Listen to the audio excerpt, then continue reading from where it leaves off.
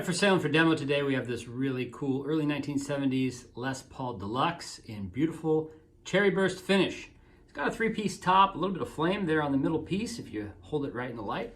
It's in great shape. I'd call it very good vintage condition, maybe excellent, except for, of course, that little mark on the back where, it got played. It has the buckle rash in that area, but it's pretty isolated. Probably only had one owner through its years, or just a few, at least one that played it, because it's, again, the wear on it is consistent that you'd see on a guy who had it set up to play the way he wanted. There's a few dings on the neck, bumps and bruises around the edges. The top is pretty clean, very light marks. Overall, it's in great shape. Got a little bit of crack here in the pick guard, which, just go ahead and pull that off, glue it back together if you want. It's holding, it's still there and intact, so probably want to go ahead and re-glue that if you want. I'm just going to leave it. You got the goof rings, that's what these are called, around the posts of the studs. Again, they would sometimes use goof rings around the pickups. You'll find Les Pauls of this era with the mini humbuckers, and they'll be like this plastic ring. They usually put it on there if maybe it didn't look the best underneath there. They put these goof rings. So these are stock.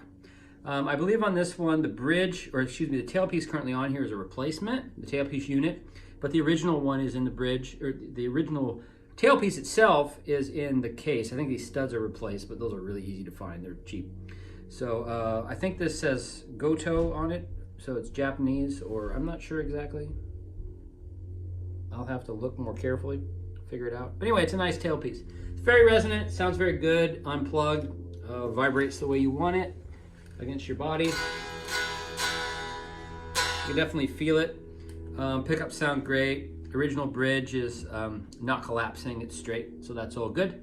And of course, I think I noted in the listing, there's one fret, I think it's like the 14th fret. It's just on the A and the D strings, it buzzes just a little.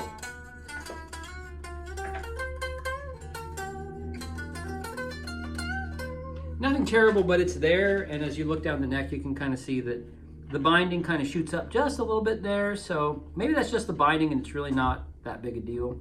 But anyway, obviously the frets on these were not like super high, so if you want to refret this to make it a perfect player, that'll address it. If you just want to level that off, if that bothers you, you can. It's fine to me as is. It's, again, you only really can hear it when it's unplugged.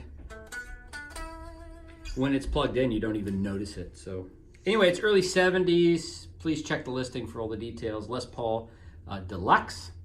Really sounds good. It's a good weight. It's not a feather, but I think check the listing, I think it's about 9.5 pounds, which is pretty good for any Les Paul, especially one of this era.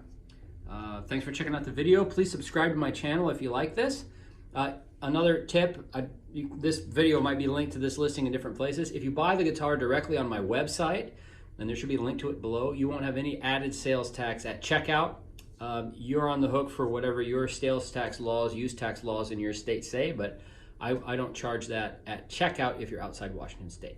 Thanks so much for checking out the video. Please subscribe to the channel. Have a great day.